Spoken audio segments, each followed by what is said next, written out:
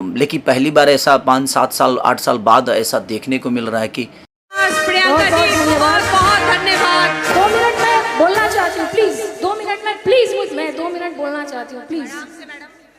मैं ये बोलना चाहती हूँ कि यहाँ पे मैं जिलाधिकारी महोदय को सम्मान पूर्वक मंच पर आमंत्रित करना चाहूंगी आपको सम्मानित करने के लिए।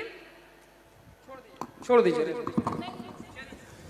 दोस्तों, ये जो आप स्क्रीन पर देख रहे हैं, ये वही गायिका है जो भोजपुरी जगत में पावर स्टार पवन सिंह और ट्रेंडिंग स्टार खेसारी लाल यादव जैसे स्टार के साथ छलकत हमरो जवनिया से लेकर सरसों के सगिया जैसे सुपरहिट सॉन्ग गाने वाली भोजपुरी के सुपरस्टार गायिका प्रियंका सिंह है।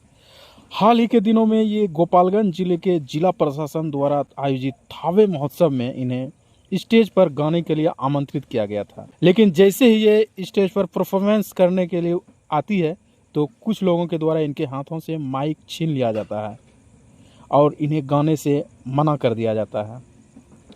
इसी बीच इस घटना से प्रियंका सिंह काफ़ी भावुक होकर रोने लगती है और रोते रोते बोलती है कि इसका न्याय थावे वाली माँ करेगी।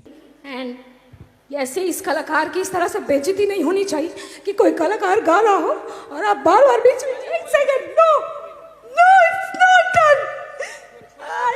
मैं गाने के लिए मर नहीं रही हूँ, बहुत सारा मंच है मेरे पास गाने के लिए। No it's not done. यहाँ के जिला प्रशासन आपने बहुत ही गलत किया, बहुत ही गंदा एक्सपीरियंस है मेरा। 10 साल बाद यहाँ की बेटी को इस तरह से सम्मान दिया, बहुत गलत किया। इसका न्याय थावे वाली माँ करेंगी, मैं बोल के जा रही हूँ आज। दोस्तों, आप बताइए कि किसी कलाकार के साथ क्या ऐसा करना उचित है? मेरे समझ से यदि उनको गाने नहीं देना था तो स्टेज पर बुलाया ही क्यों? दोस्तों, आप भी अपना अपना प्रतिक्रिया दीजिए।